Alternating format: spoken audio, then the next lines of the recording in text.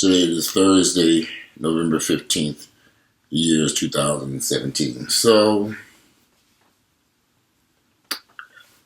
I sometimes get a lot of grief, anger from ever since I've been doing this YouTube channel. I've had a lot of people, members of the Black gay community, loudly voice their opinions about my videos, either for or against them. A lot of people within the Black gay community don't understand the purpose of me doing these videos, which is simply just to educate people.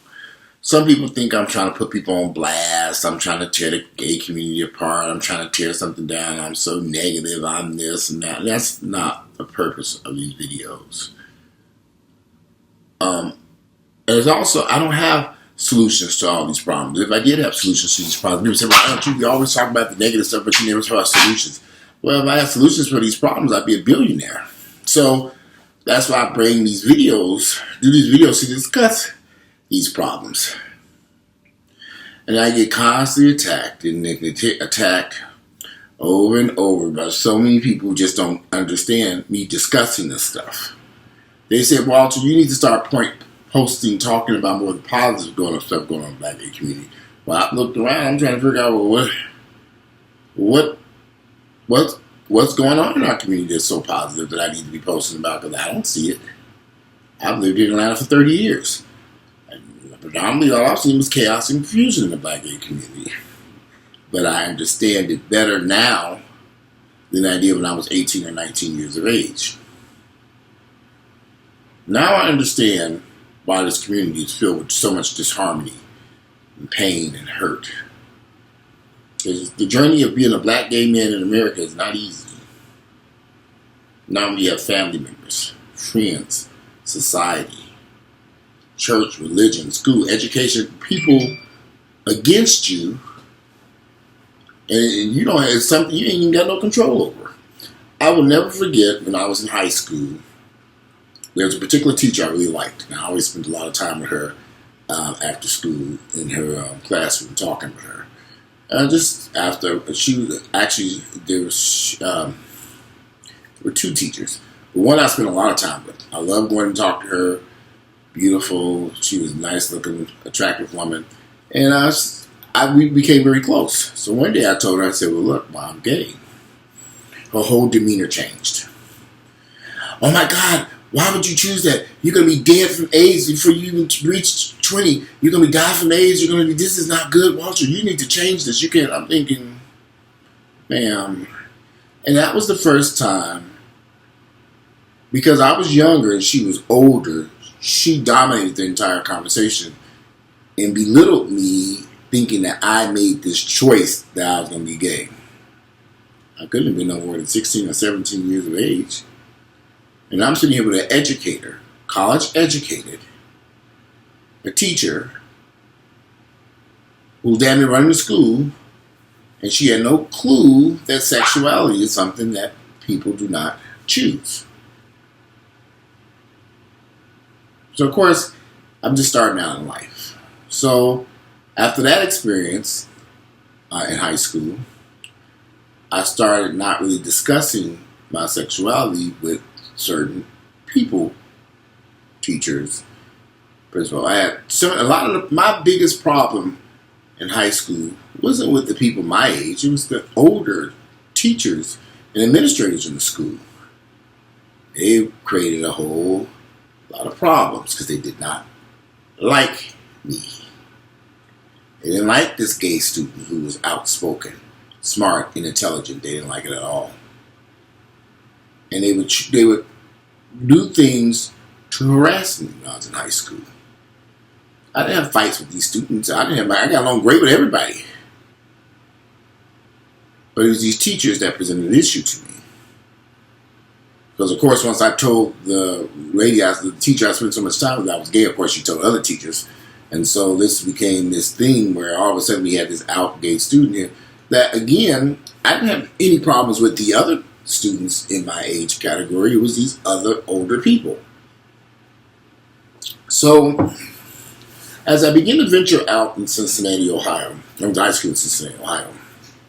As I began to venture out in neat days,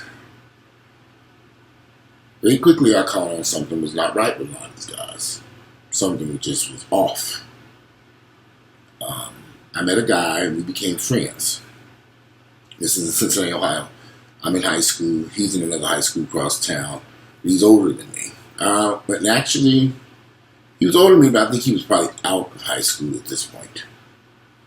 But that young man, who I became friends with, was probably one of the most, that's when I began to notice that something's wrong with a lot of these guys.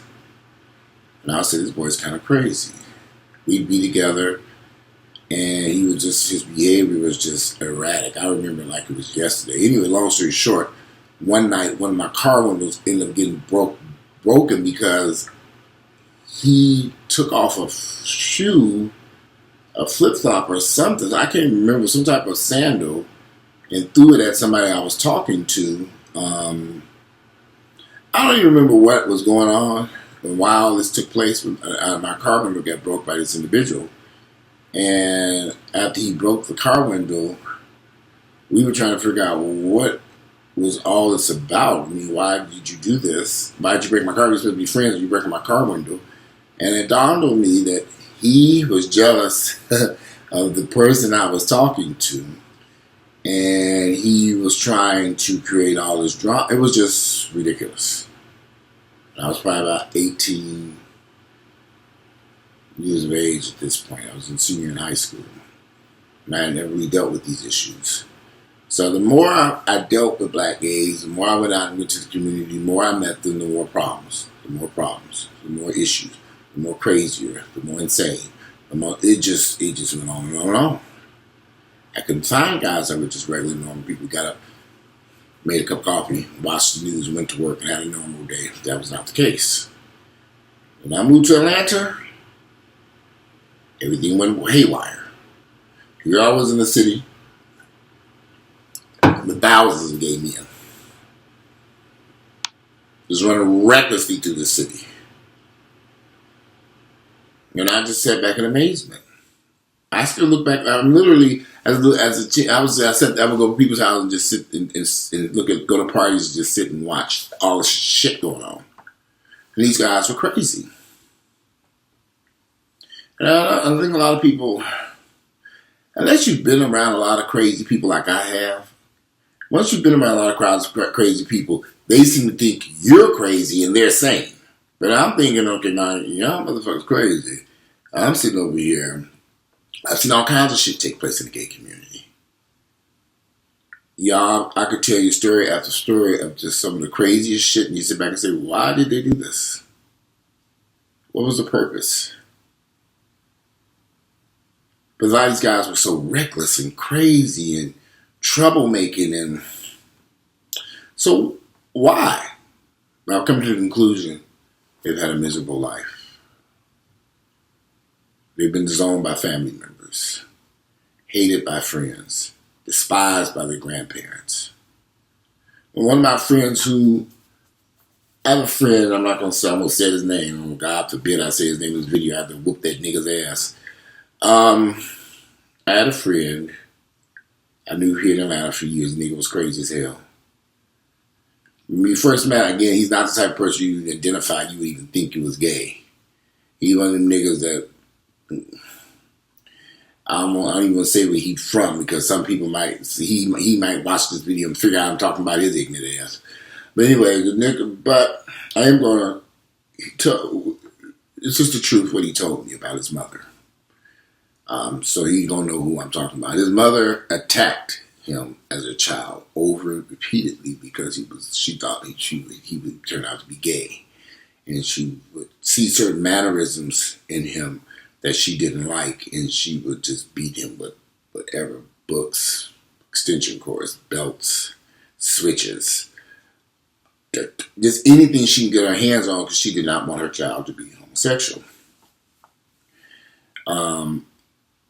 She didn't want to be gay. And this created a whole lot of mental issues with this individual. Very handsome, attractive person, but crazier than a motherfucker.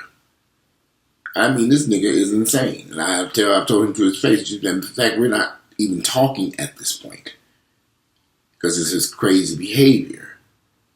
We go back and forth. I give him a pass, because I know what he's been through, but you're not going to disrespect me repeatedly. I'm not perfect. I've done crazy shit too. My sexuality has caused me to be, I'll be very honest with you, I'm a convicted felon. Because I got involved with a group of gay guys who were doing all this illegal shit, and I wanted to be a part of it. I wanted to fit in. I wanted to be, when I moved to Atlanta, I was coming from Cincinnati, Ohio, a small city in the Midwest, and I didn't quite fit into the black community. I never have really fit into the black community. But now I felt really out of place that I'm in the black gay community. I should have felt a part of this, and I didn't. Because I just was different than these guys. Smarter, more intelligent, more a lot of different positive stuff that I see now. But then I was like, wow, I wish I didn't, And I got involved in some stuff that I would kind of regret getting myself involved in at a very early age. It's too late, being black and gay is not easy. But it's not a path that anyone has chosen. I kind of look at these guys and I read on Facebook. Facebook is like a myriad of like thousands of gay guys, and I read these posts and I watch the videos and I look at their pictures and I look at their Instagrams and I say, these are some crazy motherfuckers. They are. And they need help. But there's no help to be found for them. A lot of these guys, because they don't even know how dysfunctional their lives are. They've allowed someone to belittle and destroy them all their lives, and they continue down that path themselves. They seek no help. So I kind of distanced myself from the gay community. I realized when I was about 22, 23, I said, okay, I got to get away from this insanity. And I said, I made a couple of rules. No more gay roommates. Can't be bothered with this stuff. There's certain things I put in place to separate myself from these people. I would go to these parties, events, and functions. I even had parties, events, and functions. I'm with my ass home. I kept friends here at a distance. I learned very early on that this is something that there's a lot of insanity in this community. And looking for normal people literally is like looking for a needle in a haystack.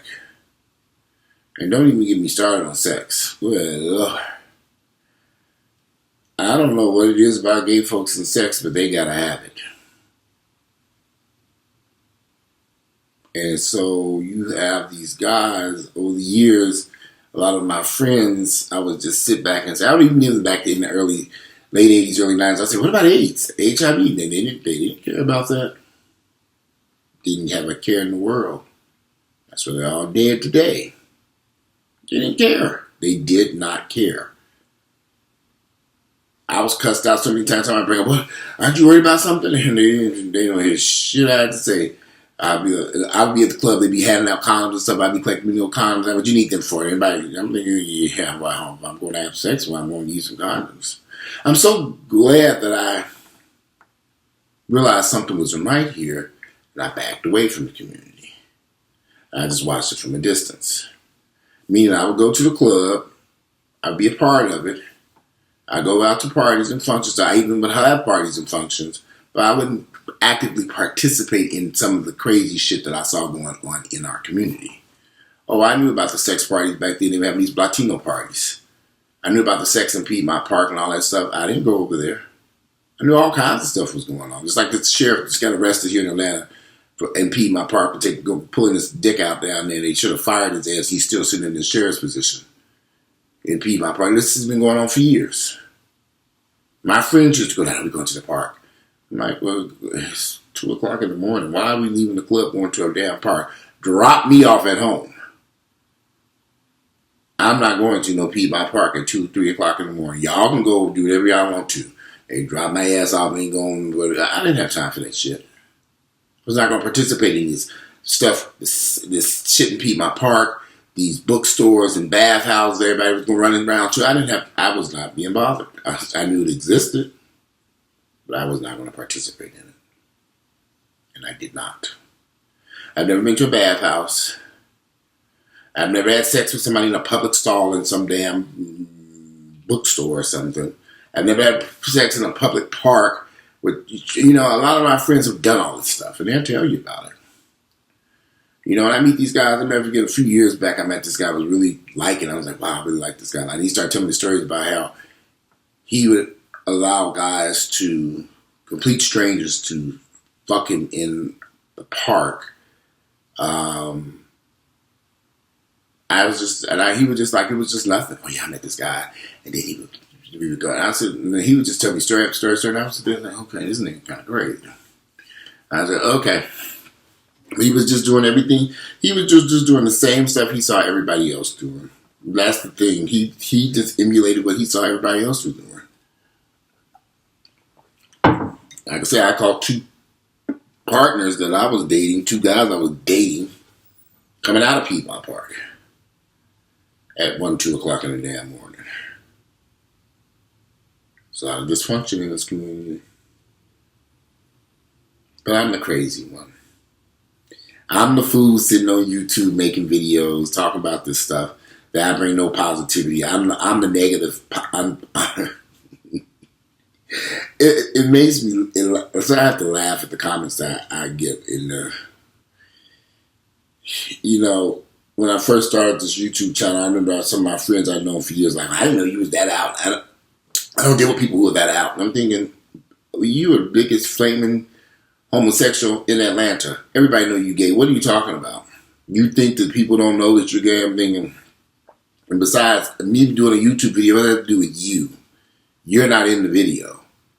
But they would distance themselves. Like, so I lost a lot of friends, and I was like, I'm good. Some people need to go. Exit stage left. One thing I've learned about this lifestyle, friends come and go, and sometimes that's a damn good thing. I don't have an entourage of friends. Not in this, no, hell no. It's a waste of time. I look at these Instagram pictures, everybody taking pictures, taking these selfies, a group of people, everybody smiling. I've been in the clubs, and I'm like, we're packed like everybody's taking out pictures, taking pictures. I'm thinking, why? What's the purpose of all these damn pictures of y'all standing there? So the same 3 people in every picture y'all take. Everywhere y'all go, y'all in the. What is the purpose?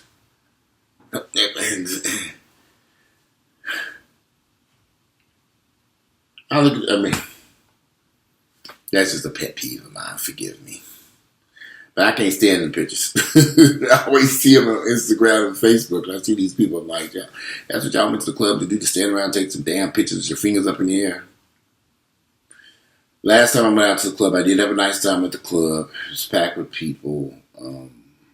A guy came up to me and said, you can speak to me sometimes at the gym. I said, oh. I said, well, I ain't never seen this man before in my entire life. I said, well, what do you mean? I was like, I said, you see that you go to my gym, you go to LA Fitness? He said, yeah, I go to that gym. I see you there all the time. You can speak sometime. He was mad. How dare you? I'm thinking, this is a 2-way street. If you see me at LA Fitness, walk up to me. That's what I told him. If you see me at the gym, just walk over and say hello. I mean, if you want to say something to me, you got something to say, just come over and what's up with all this drama? I mean, I never really paid you no attention. When I go to the gym, I'm in my own world. I got my music on. I'm working out. I sometimes pay attention to my surroundings. Most of the time I'm focused on what I'm working on so I can get out of it so I won't lose my focus. I'm on my phone playing and so I don't pay attention to a lot of stuff that's going on.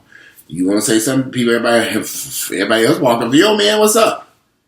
I've had some guys, straight guys, don't have a problem walking up, but you talk about all kinds of shit. Sometimes they're telling me, look, I'm trying to work out, leave me the fuck alone. God damn.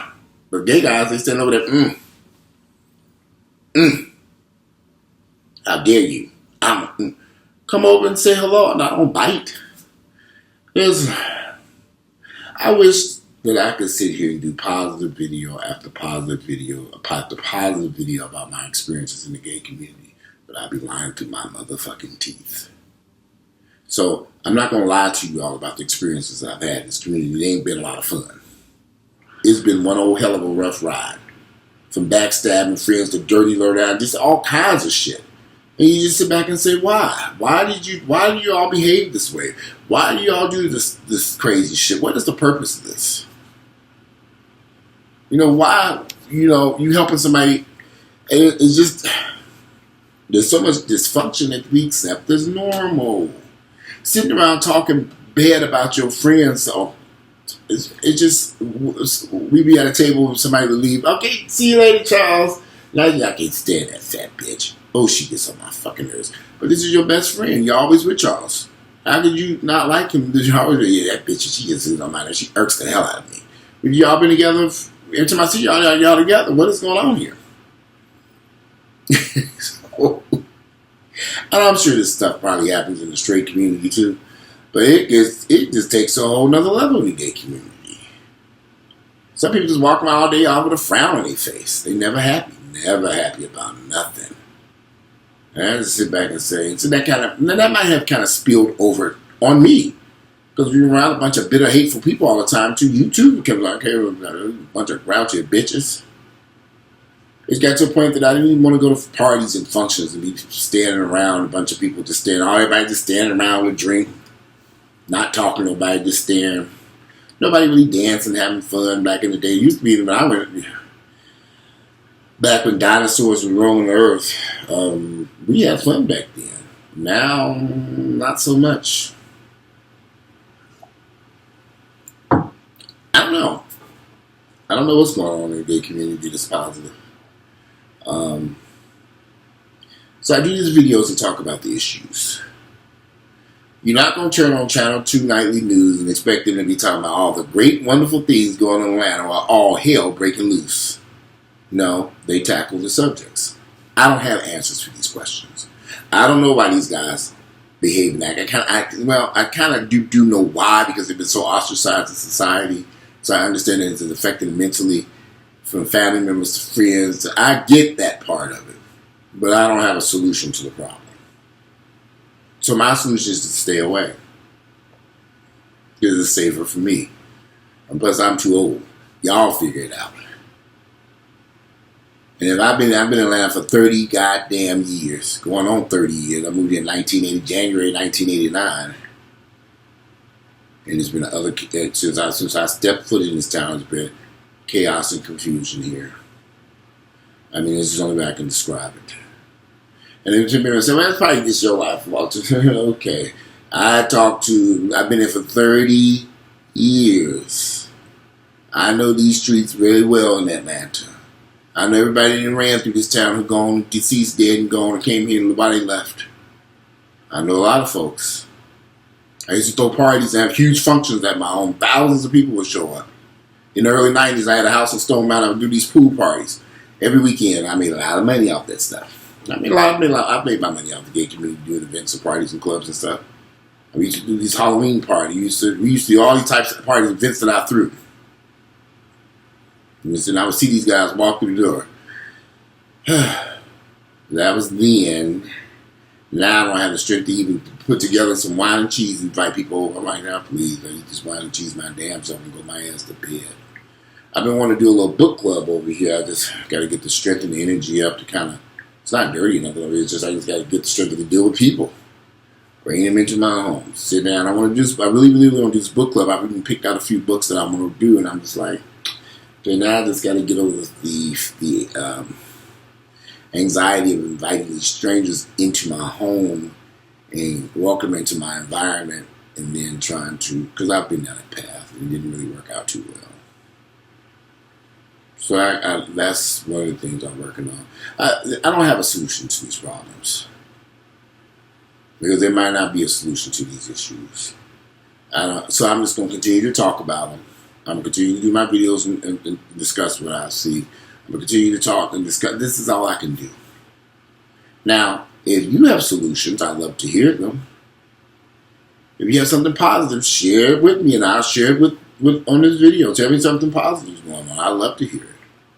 And being a positive is not necessarily you getting up and going to work at night. And everybody does that. Everybody has a career doing all kinds of stuff. Tell me something positive where you see the community is really striving together to resolve and fix some of these issues that we have. That, to me, would be something positive. Instead of ignoring these issues as if they don't exist. Most of the time, we just ignore it. Too busy head to the club to get us a vodka and cranberry. This ain't vodka and cranberry. It is Lipton tea. Tea. I'm drinking a lot of tea lately.